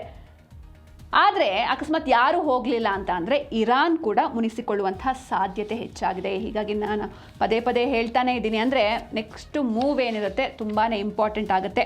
ಇರಾನ್ನ ಆಹ್ವಾನ ಇದ್ರೂ ಕೂಡ ಪ್ರಧಾನಿ ನರೇಂದ್ರ ಮೋದಿಯವರು ಸ್ವತಃ ಅಂತ್ಯಕ್ರಿಯೆಗೆ ತೆರಳುವಂತಹ ಸಾಧ್ಯತೆ ಕಡಿಮೆ ಎನ್ನುವಂಥ ಒಂದಷ್ಟು ವಿಷಯಗಳು ಬರ್ತಾ ಇದೆ. ಕಾರಣ ಭಾರತ ಪಶ್ಚಿಮ ಏಷ್ಯಾದಲ್ಲಿ ಸಮತೋಲನದ ವಿದೇಶಾಂಗ ನೀತಿಯನ್ನು ಫಾಲೋ ಮಾಡ್ತಾ ಇದೆ. ಒಂದು ಕಡೆ ಇರಾನ್ ಭಾರತದ ಪ್ರಮುಖ ಕಾರ್ಯತಂತ್ರದ ಪಾಲುದಾರವಾಗಿದ್ದರೆ, ಮತ್ತೊಂದು ಕಡೆ ಅಮೆರಿಕ ಹಾಗೆ ಇಸ್ರೇಲ್ ಭಾರತದ ಅತ್ಯಂತ ಪ್ರಮುಖ ಈ ರಕ್ಷಣಾ ವ್ಯವಸ್ಥೆ ಆಗಿರ್ಬೋದು, ತಂತ್ರಜ್ಞಾನ ಹಾಗೆ ಆರ್ಥಿಕ ಪಾಲುದಾರರು. ಇಂತಹ ಸಂದರ್ಭದಲ್ಲಿ ಮೋದಿ ಏನಾದರೂ ಇರಾನ್ಗೆ ಭೇಟಿಯನ್ನು ನೀಡಿದರೆ ಅದರ ರಾಜತಾಂತ್ರಿಕ ಸಂದೇಶವನ್ನು ಬೇರೆ ಬೇರೆ ರಾಷ್ಟ್ರಗಳು ಹೇಗೆ ಅದನ್ನು ಅರ್ಥೈಸ್ಕೊಳ್ಳುತ್ತೆ ಅನ್ನೋದನ್ನು ನವದೆಹಲಿ ಸೂಕ್ಷ್ಮವಾಗಿ ಪರಿಗಣಿಸುವಂಥ ಸಾಧ್ಯತೆ ಇದೆ. ಇದೇ ಕಾರಣದಿಂದಾಗಿ ಪ್ರಧಾನಿ ಬದಲಾಗಿ ಬೇರೆ ಯಾರಾದರೂ ಸೆಂಟ್ರಲ್ ಮಿನಿಸ್ಟರ್ಸ್, ಕೇಂದ್ರ ಸಚಿವರು ಅಥವಾ ಹಿರಿಯ ವಿಶೇಷ ಪ್ರತಿನಿಧಿಯನ್ನು ಭಾರತವನ್ನು ರೆಪ್ರೆಸೆಂಟ್ ಮಾಡಿ ಅಂತ ಅವರನ್ನು ಕೂಡ ಕಳಿಸುವಂಥ ಆಯ್ಕೆಯ ಬಗ್ಗೆಯೂ ಚರ್ಚೆ ಆಗ್ತಾ ಇದೆ. ಆದರೆ ಈವರೆಗೆ ಮೋದಿಯವರೇ ಹೋಗ್ತಾರಾ ಅಥವಾ ಭಾರತದ ಪರವಾಗಿ ಅವ್ರನ್ನ ಭಾರತವನ್ನು ರೆಪ್ರೆಸೆಂಟ್ ಮಾಡೋದಕ್ಕೆ ಯಾರನ್ನಾರು ಕಳಿಸ್ತಾರಾ ಎಂಬ ಬಗ್ಗೆ ಕೇಂದ್ರ ಸರ್ಕಾರ ಯಾವುದೇ ಅಧಿಕೃತ ಘೋಷಣೆ ಮಾಡಿಲ್ಲ. ಈ ಹಿಂದೆ 2024ರಲ್ಲಿ ಇರಾನ್ ಅಧ್ಯಕ್ಷರು ಇಬ್ರಾಹಿಂ ರೈಸಿ, ಅಂದರೆ ಮೇ 19ನೇ ತಾರೀಕು ಆಗಿರುವಂಥ ಇನ್ಸಿಡೆಂಟ್ ಇದು. ಇರಾನ್ ಅಧ್ಯಕ್ಷ ಇಬ್ರಾಹಿಂ ರೈಸಿ ಅವರು ಹೆಲಿಕಾಪ್ಟರ್ ಅಪಘಾತದಲ್ಲಿ ಸಾವನ್ನಪ್ತಾರೆ. ಆಗ ಭಾರತ ರಾಷ್ಟ್ರೀಯ ಶೋಕವನ್ನು ಆಚರಣೆ ಮಾಡಿತ್ತು. ಆಗಿನ ಉಪರಾಷ್ಟ್ರಪತಿ ಜಗದೀಪ್ ಧಂಕರ್ ಅವರನ್ನು ಇರಾನ್ಗೆ ಕಳಿಸಿದ್ರು. ಆದರೆ ಈ ಬಾರಿ ಆ ರೀತಿ ಪರಿಸ್ಥಿತಿ ಇಲ್ಲ, ಯುದ್ಧದ ಪರಿಸ್ಥಿತಿ. ಹೀಗಾಗಿ ಒಂದಷ್ಟು ಇದರ ಹಿಂದೆ ಒಂದಷ್ಟು ಲೆಕ್ಕಾಚಾರ ಮಾಡಬೇಕಾಗತ್ತೆ, ಅತ್ಯಂತ ಜಾಗರೂಕತೆಯಿಂದ ನಿರ್ಧಾರವನ್ನು ಕೈಗೊಳ್ಳಬೇಕಾಗತ್ತೆ. ಇದರ ಜೊತೆಗೆ ಭಾರತದ ವಿದೇಶಾಂಗ ನೀತಿಗೆ ಅಗ್ನಿ ಪರೀಕ್ಷೆ ಎದುರಾಗಿದೆ. ನಾನು ಈ 3 ರಾಷ್ಟ್ರಗಳ ಮೇಲೆ ಎಷ್ಟು ಡಿಪೆಂಡೆನ್ಸಿ ಇದೆ ಅಥವಾ ಈ 3 ರಾಷ್ಟ್ರಗಳಿಗೆ ನಮ್ಮ ಭಾರತದ ಮೇಲೆ ಎಷ್ಟು ಡಿಪೆಂಡೆನ್ಸಿ ಇದೆ ಅಂತ ನಾನು ಆಗಲೇ ಹೇಳಿದೆ. ಇರಾನ್ ಮೇಲೆ ಯಾವ ರೀತಿ ಡಿಪೆಂಡೆನ್ಸಿ ಇದೆ, ಇರಾನ್ಗೆ ನಮ್ಮ ಭಾರತದ ಮೇಲೆ ಯಾವ ರೀತಿ ಡಿಪೆಂಡೆನ್ಸಿ ಇದೆ, ಹಾಗೆ ಅಮೇರಿಕ ಇಸ್ರೇಲ್ ಅಂತ ಬಂದರೂ ಕೂಡ ಯಾವ ರೀತಿ ಡಿಪೆಂಡೆನ್ಸಿ ಇದೆ ಅಂತ. ಅಂದರೆ ಕಂಪೇರ್ ಮಾಡಿದ್ರೆ ಅಮೇರಿಕ ಜೊತೆಗಿನ ಸಂಬಂಧನೇ ಜಾಸ್ತಿ ಇದೆ. ವ್ಯಾವಹಾರಿಕ ಸಂಬಂಧ ಆಗಿರ್ಬೋದು, ರಾಜತಾಂತ್ರಿಕ ಸಂಬಂಧ ಆಗಿರ್ಬೋದು, ಭಾರತದ್ದು ಜಾಸ್ತಿನೇ ಇರುವಂಥದ್ದು. ಹೀಗಾಗಿ ಒಂದು ರೀತಿ ಇಕ್ಕಟ್ಟಿನ ಪರಿಸ್ಥಿತಿ. ಭಾರತದ ವಿದೇಶಾಂಗ ನೀತಿಗೆ ನಿಜಕ್ಕೂ ಇದು ಒಂದು ರೀತಿಯಲ್ಲಿ ಅಗ್ನಿ ಪರೀಕ್ಷೆ ಅಂತಲೇ ಹೇಳ್ಬೋದು. ಭಾರತದ ವಿದೇಶಾಂಗ ನೀತಿಯ ಬ್ಯಾಲೆನ್ಸ್ನ ಪರೀಕ್ಷಿಸುವಂಥ ಕ್ಷಣ ಇದು. ಯಾವ ರೀತಿ ಬ್ಯಾಲೆನ್ಸ್ ಮಾಡುತ್ತೆ ನಮ್ಮ ಭಾರತ, ಈ ಒಂದು ಸಂದಿಗ್ಧ ಪರಿಸ್ಥಿತಿಯನ್ನು ಯಾವ ರೀತಿ ಹ್ಯಾಂಡಲ್ ಮಾಡುತ್ತೆ ಕಾದು ನೋಡಬೇಕಿದೆ. ಒಂದು ಕಡೆ ಇರಾನ್ ಕಡೆಯಿಂದ ಭಾರತದ ಇಂಧನ ಭದ್ರತೆ, ಇಂಧನ ಬೇಕೇ ಬೇಕು. ಅಟ್ಲೀಸ್ಟ್ ಯುದ್ಧದಲ್ಲಿ ಸ್ಟ್ರೇಟ್ ಆಫ್ ಹಾರ್ಮುಸ್ ಕ್ಲೋಸ್ ಆದಾಗ ಎಷ್ಟೆಲ್ಲ ಕಷ್ಟ ಆಯಿತು ಅಂತ ನಾವು ನೋಡಿದ್ವಿ. ಅದರ ಜೊತೆಗೆ ಚಬಹಾರ್ ಬಂದರು ಹಾಗೆ ಮಧ್ಯ ಏಷ್ಯಾ ಸಂಪರ್ಕದ ದೃಷ್ಟಿಯಿಂದ ಪ್ರಮುಖ ಪಾಲುದಾರ ರಾಷ್ಟ್ರ ಅಂದರೆ ಭಾರತಕ್ಕೆ ಅದು ಇರಾನ್ ಆಗಿರುತ್ತೆ. ಮತ್ತೊಂದು ಕಡೆ ಅಮೆರಿಕ ಹಾಗೂ ಇಸ್ರೇಲ್ ಭಾರತದ ರಕ್ಷಣಾ ತಂತ್ರಜ್ಞಾನ ಹೂಡಿಕೆಯ ರಾಷ್ಟ್ರಗಳು. ಜೊತೆಗೆ ಅಂತ್ಯಕ್ರಿಯೆಗೇನಾದರೂ ಮೋದಿ ಅವರು ಹೋಗಲ್ಲ ಬಹುತೇಕ ಡೌಟು. ಅಕಸ್ಮಾತ್ ಅವ್ರ ಬದಲು ಬೇರೆಯವ್ರನ್ನ ಕಳಿಸಿದ್ರು ಕೂಡ US ಹಾಗೆ ಇಸ್ರೇಲ್ ಕೆರಳಿ ಕೆಂಡವಾಗಬಹುದು.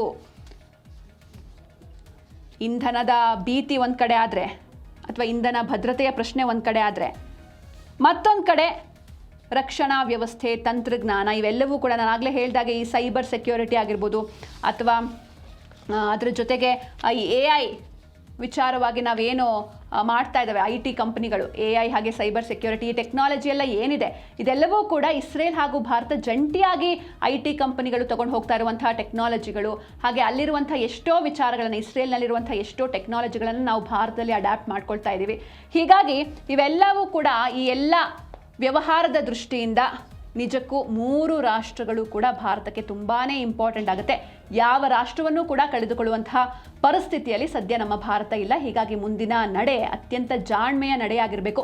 ಏನು ಮಾಡ್ತಾರೆ ಅಂತ ಕಾದು ನೋಡೋಣ. ಮೊನ್ನೆ ಅಂದರೆ ಜೂನ್ 24ನೇ ತಾರೀಕು ಸಂಜೆ ಟೈಮ್ನಲ್ಲಿ ವೆನೆಜುವೆಲಾದಲ್ಲಿ ಒಂದು ಭೀಕರ ಭೂಕಂಪ ಸಂಭವಿಸಿದೆ. ಅದು ಕೂಡ ಟ್ವಿನ್ ಅರ್ಥ್ಕ್ವೇಕ್ ಅಂತ ಹೇಳ್ತಾರೆ. ಕೇವಲ 39 ಸೆಕೆಂಡ್ಗಳ ಅಂತರದಲ್ಲಿ 2 ಕಡೆ ಭೂಮಿ ಕಂಪಿಸಿದೆ. ಹಾಗೆ ಇದರ ಎಫೆಕ್ಟು ತುಂಬಾ ಭೀಕರವಾಗಿತ್ತು. 10,000ಕ್ಕೂ ಹೆಚ್ಚು ಮಂದಿ ಮೃತಪಟ್ಟಿದ್ದಾರೆ ಎನ್ನುವಂಥ ಮಾಹಿತಿಗಳು ಕೂಡ ಸಿಗ್ತಾ ಇದೆ. ಹಾಗೆ ಸಾವಿನ ಸಂಖ್ಯೆ ಇನ್ನಷ್ಟು ಹೆಚ್ಚಾಗುವಂಥ ಸಾಧ್ಯತೆ ಕೂಡ ಇದೆ.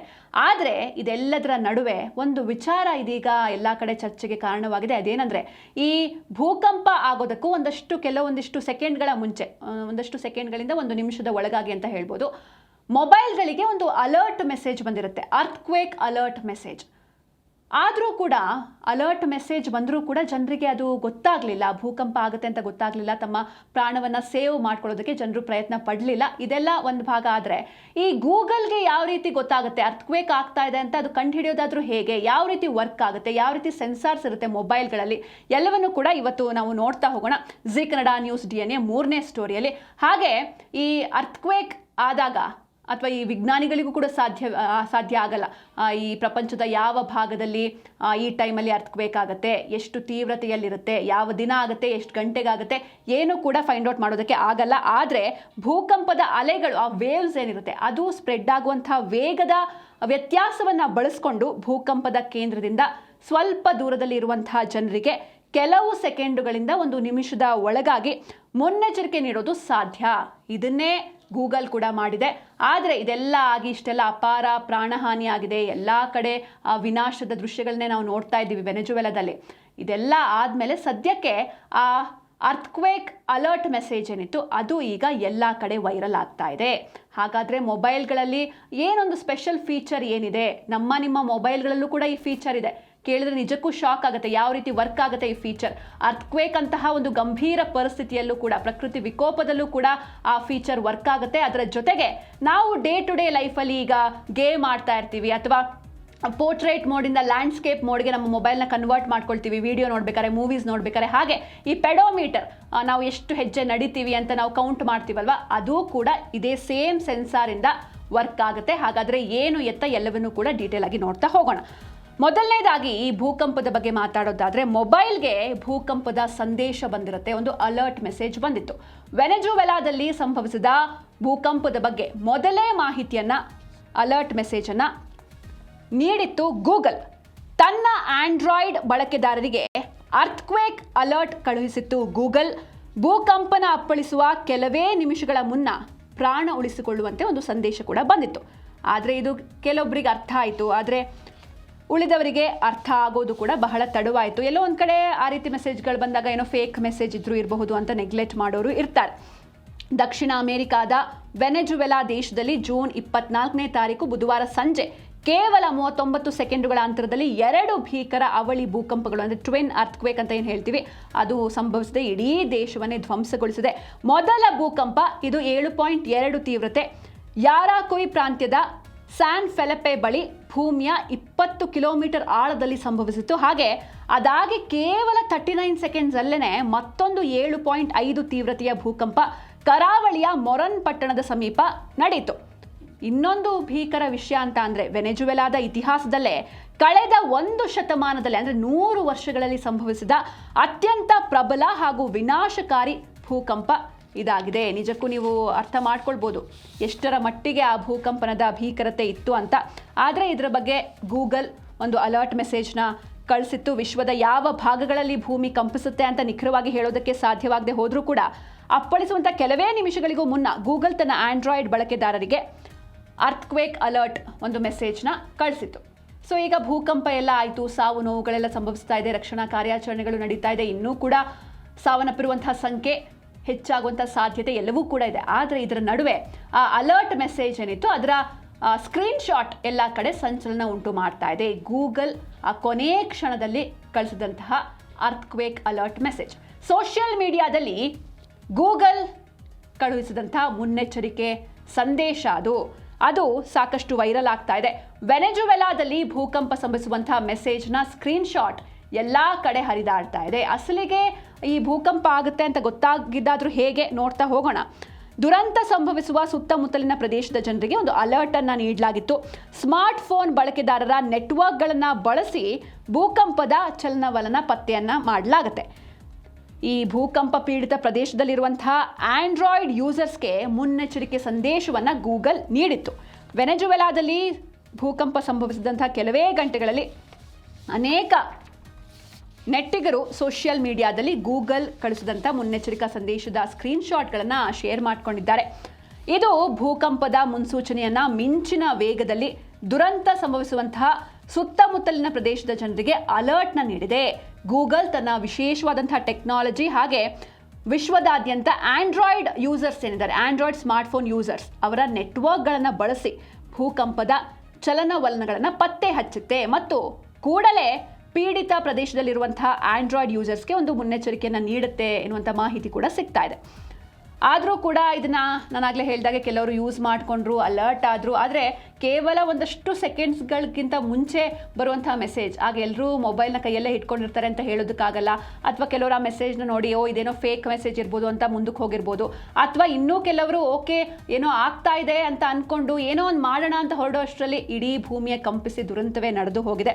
ಆದರೆ ಗೂಗಲ್ ಹೇಗೆ ಗೊತ್ತಾಗುತ್ತೆ ಭೂಮಿ ಕಂಪಿಸುತ್ತೆ ಏನು ಎತ್ತ ಎಲ್ಲವೂ ಹೇಗೆ, ನಮ್ಮ ಮೊಬೈಲ್ ಹೇಗೆ ಗೊತ್ತಾಗುತ್ತೆ, ನಮ್ಮ ಕೈಯಲ್ಲಿರುವಂಥ ಆ ಪುಟ್ಟ ಮೊಬೈಲ್ಗೆ ಇಷ್ಟೆಲ್ಲ ವಿಚಾರಗಳು ಹೇಗೆ ಗೊತ್ತಾಗುತ್ತೆ ಅಂತ ನೋಡ್ತಾ ಹೋಗೋಣ. ಗೂಗಲ್ ಹೇಗೆ ಭೂಕಂಪದ ಎಚ್ಚರಿಕೆಯನ್ನು ನೀಡುತ್ತೆ ಅಂತ ನೋಡ್ತಾ ಹೋಗೋದಾದರೆ, ಆಂಡ್ರಾಯ್ಡ್ ಫೋನ್ಗಳಲ್ಲಿ ಒಂದು ಸಂವೇದಕ ಇರುತ್ತೆ, ಸೆನ್ಸಾರ್ ಇರುತ್ತೆ, ಅದನ್ನು ಆಕ್ಸಲರೋಮೀಟರ್ ಅಂತ ಕರೀತಾರೆ.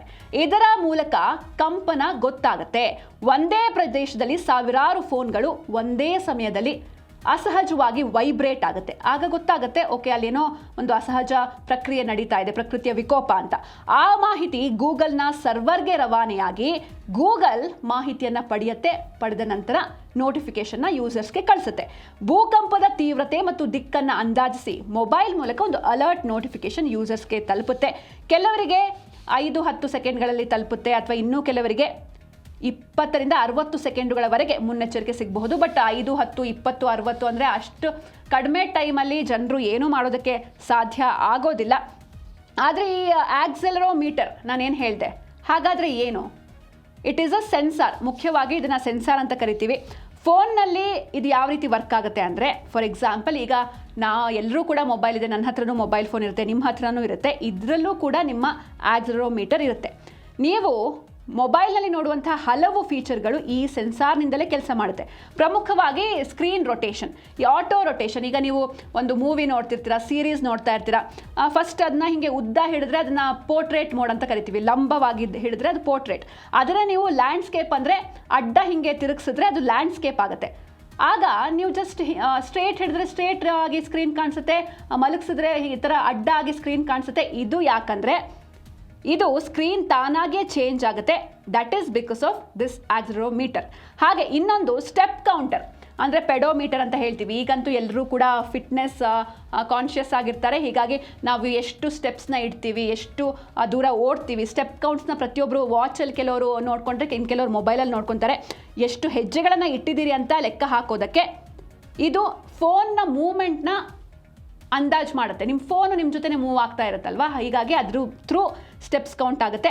ಮೂರನೇದಾಗಿ ಮೊಬೈಲ್ ಗೇಮಿಂಗ್. ಫಾರ್ ಎಕ್ಸಾಂಪಲ್ ಈಗ ನೀವೊಂದು ಕಾರ್ ರೇಸ್ ಗೇಮ್ ಆಡ್ತಾ ಇರ್ತೀರ, ನೀವು ರೈಟ್ ಸೈಡಿಗೆ ನಿಮ್ಮ ಮೊಬೈಲ್ನ ರೊಟೇಟ್ ಮಾಡಿದ್ರೆ ಆ ಕಾರು ರೈಟಿಗೆ ಹೋಗುತ್ತೆ, ಲೆಫ್ಟ್ ಸೈಡಿಗೆ ರೊಟೇಟ್ ಮಾಡಿದ್ರೆ ಕಾರು ಲೆಫ್ಟಿಗೆ ಹೋಗುತ್ತೆ. ಇದು because of this sensor.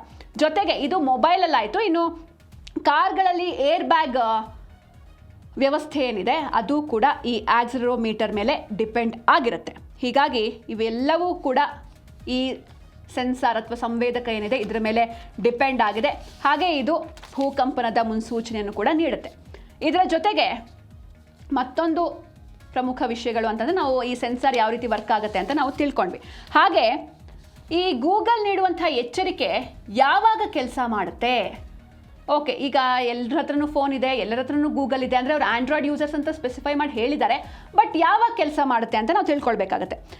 First of all Android ಫೋನ್ನಲ್ಲಿ ಲೊಕೇಶನ್ ಆನ್ ಆಗಿರಬೇಕಾಗುತ್ತೆ, ಆಗ ಮಾತ್ರ ನೀವು ಎಲ್ಲಿದ್ದೀರಾ ಅಂತ ಗೊತ್ತಾಗುತ್ತೆ.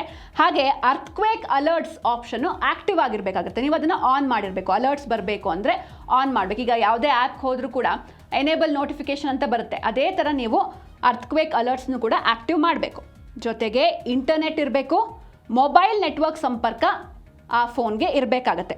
ಈ ಸೇವೆ ಲಭ್ಯ ಇರುವಂತಹ ದೇಶಗಳಲ್ಲಿ ಮಾತ್ರ ಇದು ಕಾರ್ಯವನ್ನು ನಿರ್ವಹಿಸುತ್ತೆ. ಅಂದರೆ ಈ ರೀತಿ ಅಲರ್ಟ್ ಮೆಸೇಜ್ ಕಳಿಸುವಂತಹ ಸೇವೆ ಲಭ್ಯ ಇರುವಂತಹ ದೇಶಗಳಲ್ಲಿ ಮಾತ್ರ ಇದು ಕಾರ್ಯವನ್ನು ನಿರ್ವಹಿಸುತ್ತೆ. ಭಾರತದಲ್ಲಿಯೂ ಹಲವು ಪ್ರದೇಶಗಳಲ್ಲಿ ಈ ರೀತಿಯಾದಂಥ ಸೇವೆ ಲಭ್ಯ ಇದೆ ಎನ್ನುವಂಥ ಮಾಹಿತಿ ಕೂಡ ಸಿಗ್ತಾ ಇದೆ. ಇದರ ಜೊತೆಗೆ ಅಂದರೆ ಒಂದಷ್ಟು MEMS ಅಂದರೆ ಮೈಕ್ರೋ ಎಲೆಕ್ಟ್ರೋ ಮೆಕ್ಯಾನಿಕಲ್ ಸಿಸ್ಟಮ್ ತಂತ್ರಜ್ಞಾನದ ಮೂಲಕ ಈ ಸೆನ್ಸಾರ್ಗಳನ್ನು ಬಳಸಲಾಗುತ್ತೆ. ಇದರ ಜೊತೆಗೆ ಎಲ್ರಿಗೂ ಕೂಡ ಗೊತ್ತಿರುವಂಥ ವಿಷಯ, ಈಗ ಹಳ್ಳಿಗಳಲ್ಲೆಲ್ಲ ಹೇಳ್ತಾರೆ ಏನೇ ಒಂದು ಪ್ರಕೃತಿ ವಿಕೋಪ ಆಗಬೇಕು ಅಂತ ಅಂದರೆ ಅದು ಆಗೋಕ್ಕೂ ಮುನ್ನ ಪ್ರಾಣಿಗಳಿಗೆ ಗೊತ್ತಾಗುತ್ತೆ. ಅದು ಪ್ರಾಣಿಗಳು ತಮ್ಮ ಬಿಹೇವಿಯರಲ್ಲಿ ಚೇಂಜಸ್ನ ತೋರಿಸ್ತವೆ. ಯಾಕಂದರೆ ತುಂಬ ಸೂಕ್ಷ್ಮ ಜೀವಿಗಳು ಪ್ರಾಣಿಗಳು, ಕಿವಿ ತುಂಬ ಶಾರ್ಪ್ ಆಗಿರುತ್ತೆ, ಕಣ್ಣು ತುಂಬ ಶಾರ್ಪ್ ಆಗಿರುತ್ತೆ. ಹೀಗಾಗಿ ಪ್ರಕೃತಿಯಲ್ಲಿ ಏನೇ ಚೇಂಜಸ್ ಆದರೂ ಕೂಡ ಅವಕ್ಕೆ ಮಾತು ಬರೋದಿಲ್ಲ, but they can sense it ಅನ್ನೋದು ಹಳ್ಳಿಗಳಲ್ಲಿ ಸಹಜವಾಗಿ ಆಡುವಂಥ ಮಾತುಗಳು. ಆದರೆ ಇದು ನಿಜಕ್ಕೂ ಸತ್ಯ.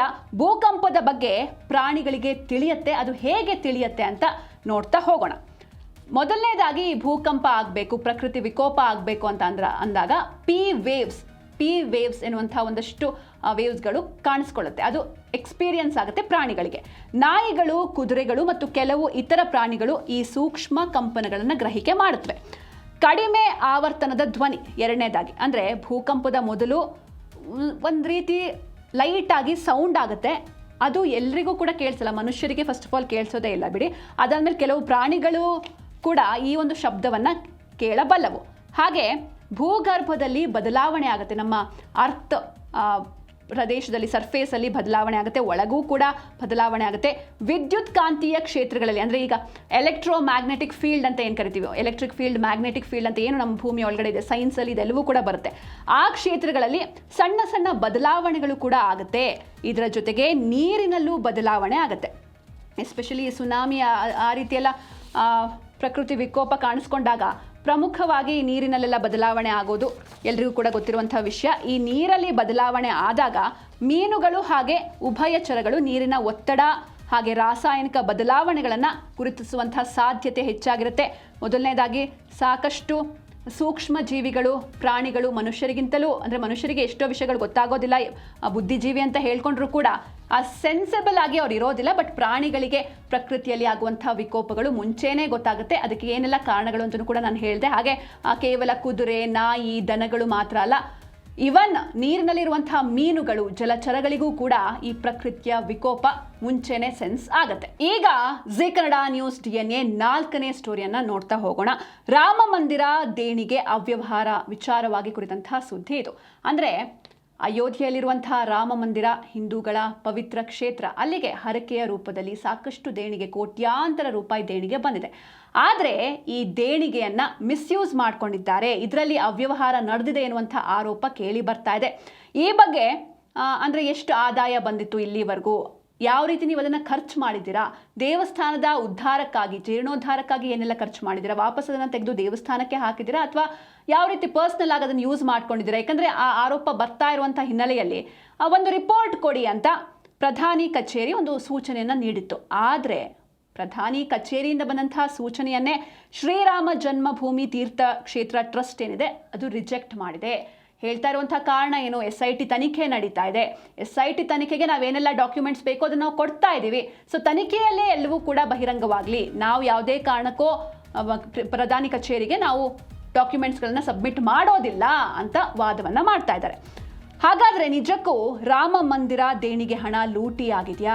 ಏನಿದು ಆರೋಪ? ನೋಡ್ತಾ ಹೋಗೋಣ. ಅಯೋಧ್ಯೆಯ ಶ್ರೀರಾಮ ಮಂದಿರಕ್ಕೆ ಬಂದ ದೇಣಿಗೆಯಲ್ಲಿ ಅವ್ಯವಹಾರದ ವಾಸನೆ ಹೊಡಿತಾ ಇದೆ. ಪ್ರಕರಣಕ್ಕೆ ಸಂಬಂಧಿಸಿದಂತೆ ಈಗಾಗಲೇ SIT ತನಿಖೆಯನ್ನು ಕೂಡ ಸ್ಟಾರ್ಟ್ ಮಾಡಿದೆ. ಭಕ್ತರಿಂದ ಕಾಣಿಕೆಯಾಗಿ ಬಂದಂತಹ ಕೋಟ್ಯಾಂತರ ಮೌಲ್ಯದ ದೇಣಿಗೆ ಲೂಟಿ ಮಾಡಲಾಗಿದೆ ಎನ್ನುವಂಥ ಆರೋಪ ಇದು. ಹೀಗಾಗಿ ಟ್ರಸ್ಟ್ನ ಹಣಕಾಸು ಡಾಕ್ಯುಮೆಂಟ್ಸ್ ಏನಿದೆ, ಎಷ್ಟು ಆದಾಯ ಬಂದಿತ್ತು, ಎಷ್ಟು ಖರ್ಚು ಮಾಡಿದಿರಾ, ಎಲ್ಲವನ್ನೂ ಕೂಡ ಬಹಿರಂಗಪಡಿಸಿ ಅಂತ ಒಂದು ಪತ್ರವನ್ನು ಪ್ರಧಾನಿ ಕಚೇರಿ ಬರೆದಿದೆ. ಪ್ರಧಾನಮಂತ್ರಿ ಕಚೇರಿಗೆ ಪತ್ರವನ್ನು ಬರೆದಿದ್ರು BJP ನಾಯಕ ರಜನೀಶ್ ಸಿಂಗ್. ಹೀಗಾಗಿ ಮತ್ತೆ PMO ಏನಿದೆ ಅಲ್ಲಿಂದ ಟ್ರಸ್ಟ್ಗೆ, ಶ್ರೀರಾಮ ಜನ್ಮಭೂಮಿ ತೀರ್ಥಕ್ಷೇತ್ರ ಟ್ರಸ್ಟ್ಗೆ ಲೆಟರ್ನ ಕಳಿಸಿದ್ರು. ಆದರೆ ನಾವು ಯಾವುದೇ ಕಾರಣಕ್ಕೂ ಡಾಕ್ಯುಮೆಂಟ್ಸ್ನ ಕೊಡೋದಿಲ್ಲ ಅಂತ ಖಡಾಖಂಡಿತವಾಗಿ ಟ್ರಸ್ಟ್ ರಿಜೆಕ್ಟ್ ಮಾಡಿದೆ. ರಾಮ ಮಂದಿರದ ದೇಣಿಗೆ ವ್ಯವಸ್ಥೆಯಿಂದ ಸುಮಾರು 200 ಕೋಟಿಗೂ ಅಧಿಕ ಮೌಲ್ಯದ ನಗದು ಹಾಗೆ ಭಕ್ತರು ನೀಡಿದಂಥ ಚಿನ್ನಾಭರಣಗಳು, ಅದರಲ್ಲಿ ಕಿವಿಯೋಲೆ ಆಗಿರ್ಬೋದು, ಬಳೆ, ಹಾಗೆ ಸುಮಾರು 200 kg ಬೆಳ್ಳಿ ನಾಪತ್ತೆಯಾಗಿದೆ ಎನ್ನುವಂಥ ಆರೋಪಗಳು ಕೇಳಿ ಬರ್ತಾ ಇದೆ. ಆದರೆ ಹಣಕಾಸಿನ ವಿವರವನ್ನು ನೀಡೋದಕ್ಕೆ ಟ್ರಸ್ಟ್ ರಿಜೆಕ್ಟ್ ಮಾಡ್ತಾ ಇದೆ, ನಾವು ಕೊಡೋದಿಲ್ಲ ಅಂತ ಹೇಳ್ತಾ ಇದೆ. ಇದಕ್ಕೆ ಕಾರಣ ಏನು? ಯಾವ ಕಾರಣಗಳನ್ನು ಕೊಟ್ಟು ಈ ರೀತಿ ಹೇಳ್ತಾ ಇದೆ? ಸ್ವತಃ PMO ಕಡೆಯಿಂದ ಬಂದರೂ ಕೂಡ, ಲೆಟರ್ ಬಂದರೂ ಕೂಡ ಕೊಡೋದಕ್ಕೆ ರೆಡಿ ಇಲ್ಲ. ಟ್ರಸ್ಟ್ನ ಹಣಕಾಸು ವ್ಯವಹಾರಗಳು ಹಾಗೆ ದೇಣಿಗೆ ಜೊತೆಗೆ ವೆಚ್ಚದ ವಿವರಗಳನ್ನು ನೀಡಲ್ಲ ಅಂತ ಟ್ರಸ್ಟ್ ಹೇಳ್ತಾ ಇದೆ.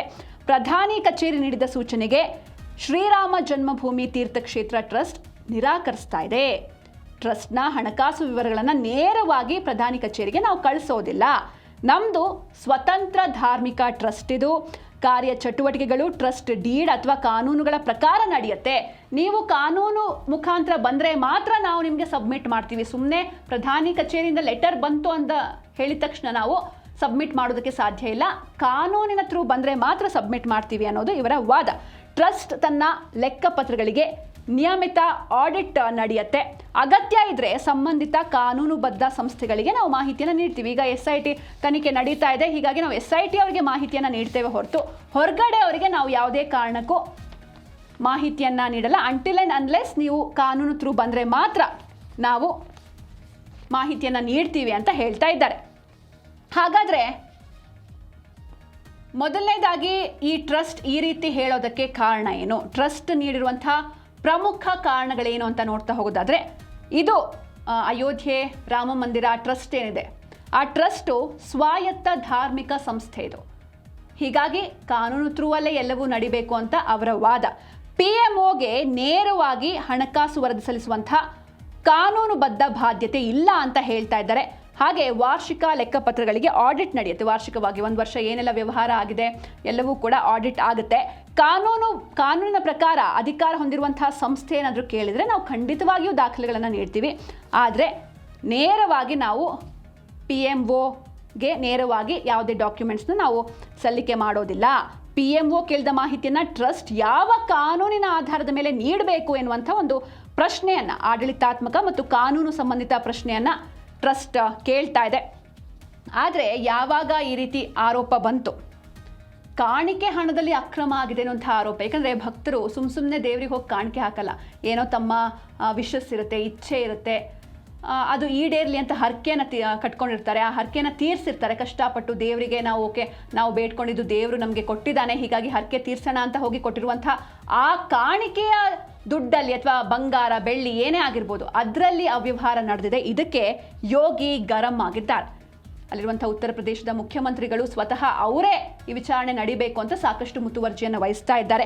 ರಾಮ ಭಕ್ತರು ತಮ್ಮ ನಂಬಿಕೆ ಭಕ್ತಿಯಿಂದ ದೇವಾಲಯಕ್ಕೆ ಕಾಣಿಕೆ ನೀಡ್ತಾರೆ.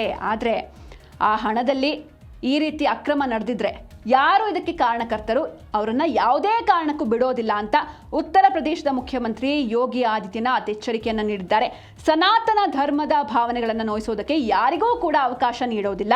ತಪ್ಪಿತಸ್ಥರು ಯಾರೇ ಆಗಿದ್ರೂ ಕೂಡ ಕಾನೂನಿನ ಪ್ರಕಾರ ಕ್ರಮವನ್ನು ಕೈಗೊಳ್ಳಲಾಗುತ್ತೆ. ವಿಶೇಷ ತನಿಖಾ ತಂಡವನ್ನು ರಚಿಸಿ ಈಗಾಗಲೇ 8 ಮಂದಿಯನ್ನು ಬಂಧಿಸಿ ತನಿಖೆ ಕೂಡ ಭರದಿಂದ ಸಾಗ್ತಾ ಇದೆ. ಯಾವುದೇ ಕಾರಣಕ್ಕೂ ತಪ್ಪಿತಸ್ಥರು ಇದರಿಂದ ತಪ್ಪಿಸಿಕೊಳ್ಳೋದಕ್ಕೆ ಸಾಧ್ಯನೇ ಇಲ್ಲ ಅಂತ ಹೇಳಿದ್ದಾರೆ. ಅಂದರೆ ಅಲ್ಲಿ ಯಾರೆಲ್ಲ ಈ ಲೆಕ್ಕ ಮಾಡ್ತಾ ಇದ್ರು, ಇದು ದುಡ್ಡು ಕಾಣಿಕೆ ಅಥವಾ ಎಷ್ಟು ಒಡವೆ ಬಂದಿದೆ ಅಂತ ಯಾರೆಲ್ಲ ಚೆಕ್ ಮಾಡ್ತಾ ಇದ್ರು, ಆ ಸಿಬ್ಬಂದಿಗಳನ್ನು ಆಲ್ರೆಡಿ ಅರೆಸ್ಟ್ ಮಾಡಲಾಗಿದೆ. ವಿಚಾರಣೆ ಕೂಡ ನಡೀತಾ ಇದೆ. ಆದರೆ ಇದರ ಮಧ್ಯದಲ್ಲಿ ಈ ಹಗರಣದಲ್ಲಿ ಬಿಜೆಪಿಯ ಪಾಲು ಕೂಡ ಇದೆ ಎನ್ನುವಂಥ ಒಂದಷ್ಟು ವಿಷಯಗಳು ಓಡಾಡ್ತಾ ಇದೆ.